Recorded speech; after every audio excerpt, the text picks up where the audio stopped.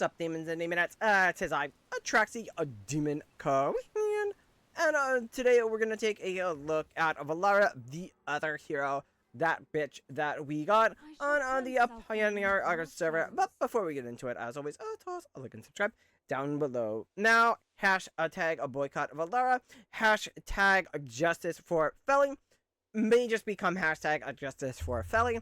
Let's find out. We're gonna take a look at her abilities. Alright, so this is her ult. She starts out with a 400 energy. I'm noticing lately that a lot of the heroes that we have been getting have a passive ability attached to their ult. So when the battle starts, she's going to place 4 circles, right? They're all around the map. On the battlefield, each circle awakens after accumulating 1000 energy. When a circle awakens, it affects all units within 2 tiles, restoring 4% HP to allies and reducing enemy haste by 30.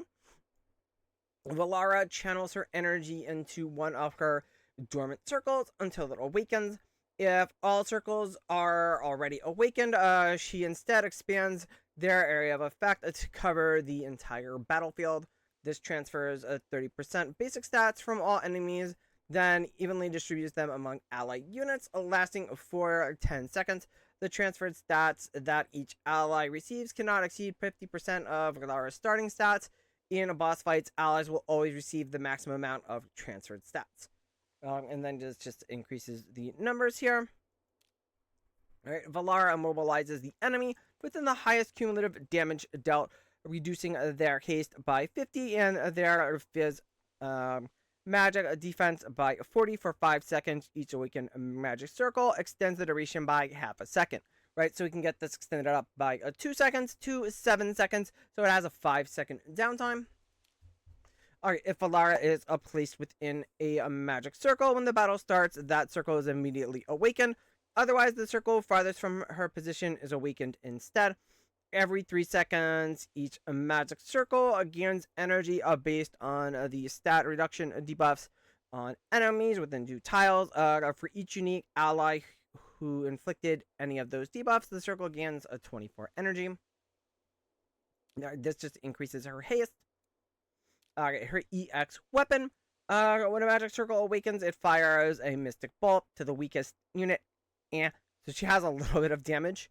If the unit is an ally, they gain a 500% shield, so she could shield or she could damage the enemy for 300 at plus 10, which is usually where we get the other stuff.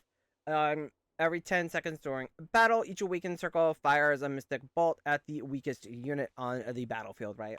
So, you know, when you fully awaken all 4, there you go, you're getting 4 of these shut out, so you're going to get either a big shield or a little bit of damage on an enemy. Now, after all magic circles are awakened, casting a Ruthless Array expands their area of effect to cover the entire battlefield until the battle ends. So her enhanced force is huge, so you really want her to get to S+.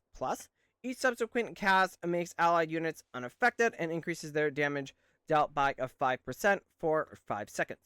Alright, so what does that translate into? What is she good for? Alright, so we're gonna go into stages. Now, she's a good for stage pushing. Shocker. No, she's really, really good here. She shreds the enemy's defense and really helps us out.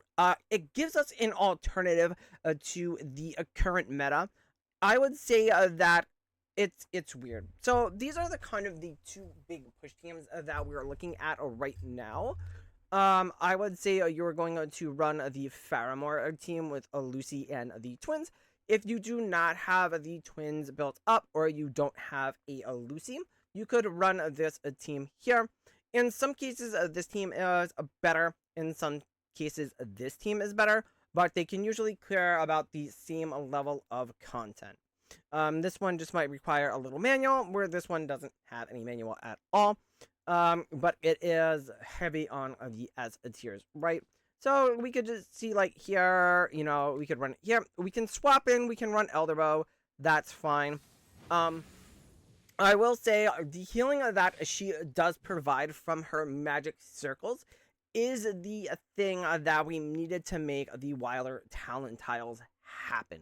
she provides enough healing through their abilities to counteract that initial hit that we get from the Wilder Circle. They kind of coincide in time. So it feels like that the Wilder talent tiles were designed with Velara specifically in mind, and that's the reason why they weren't good in phase 1, because we didn't have this hero.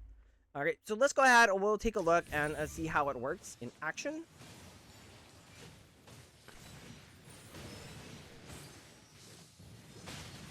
And you're gonna see we're at like the 70-second mark. So at about around the 60 some odd second mark here, well, we cleared the fight, so it doesn't matter. But typically in a longer fight, you would see on like infinite stages, it would go off around like the 62-second mark, around maybe like the 64-second mark, depending. Maybe it's a little bit faster now that I upgraded her EX weapon, which I had certainly missed. So you're gonna see here, people are running this with Balron. I don't think we need to run Balron to pass it, so I'm just gonna run this team and see how we do. Right, so you can see getting the 1 circle awakened right off the bat is big. It's going to guarantee that she's going to be healed at least. So if we can, we'll probably get to the 70-second mark because there is an Olmus, and Olmus is tanky. So you can see we're at the, so see right around the 60-second, it still didn't trigger. It's taken a long time. We're just not getting enough energy pumped into it to trigger it. So it doesn't always trigger. Typically on, like I said, infinite stages, it's going to trigger around that 60-second mark. And then the whole thing is going to cover the battlefield thanks to the S+. Now, she's great for stages, so definitely worth pulling to S+. If you are looking for something that's a little bit less manual heavy to run, a little bit more auto-friendly, but again, you have to have Olmus, you have to have Aaron, you have to have Shamira, and you have to have a Daemon. So don't sleep on Daemon. Daemon was good for the Primal Lord. Daemon is good on stages because this kind of, like I said, it gives you a nice alternative, especially if, say, you skipped on Faramore, or you want to build up, or you want to swap to a different hero if you have that swap left. And so let's go ahead. We'll take a look at a Dream Realm.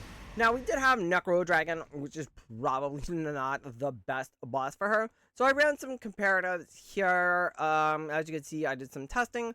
So we have kind of like the number, what was the previous number 1 squad? So we'll use this one as like our like base here, which was the best going into this. So that's kind of like the base for testing, we'll say, is the 37. So when I ran a Velara in the comparable squad, you could see that getting the debuff from Velara results in less damage rather than running a Bonnie.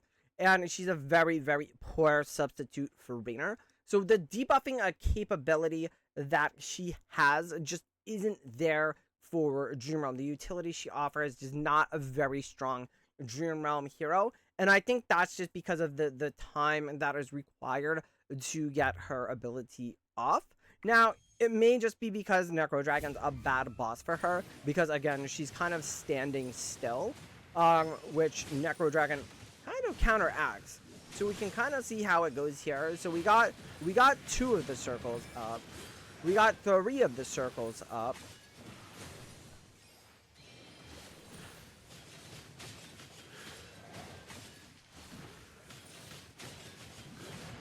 So she just gets wiped out by Necro Dragon. Maybe just not the best boss for her. You know, maybe she has potential on other bosses. I'm just not seeing it. Raynor's just a better debuffer overall, in comparison. The only thing that she could potentially do is maybe replace Coco on those Dream Realm bosses. So we'll just kind of have to wait and see. But the inkling is that she's not a Dream Realm hero. We're not even gonna waste time testing her in Arena because there's no point. She's just too slow for Arena. You saw we were at the 50 some odd second mark in stages, and we still hadn't popped the ability, and the stage was over. I mean, most Arena matches are over, and a long Arena match is like 18 seconds, maybe 20 seconds. So we're at the 70-second mark. So there's no way she's getting her full abilities off in time to be a benefit in PvP. So we're just not gonna go, because we've already seen other heroes that are just like too slow for the current meta, kind of like a Scarlita or a Dio, where if they have a delay in their abilities, right, they're not really providing too much on the front end. And PvP is kind of front end loaded, right, with heroes like Siren, with how quickly Shamira can ramp up, or Athalia can trigger, a Cryonaya can trigger. I mean, you can throw in a Dunlinger to slow things down, but that's going to slow a Velara down too. So not very viable in that case. Now, the question is, what is she? I think she's just kind of like a nice to have. If you like pushing stages, you'll probably want to get her. My inclination is that she's going to make infinite stage pushing a tad bit easier. So if that is something that you are interested in doing and pushing hard into infinite stages, then she's going to be a really nice to have. Again, she makes that a wilder talent tile usable, especially with us getting the double talent tiles now in phase 2. That's going to be big, because wilders are probably going to be an even more bigger part of push. So if you don't want to fall back too far on the stages, now if you don't care about stages that much, she's probably an easy pass. And that's going to be it for this one, and I will catch you guys in the next one. Bye!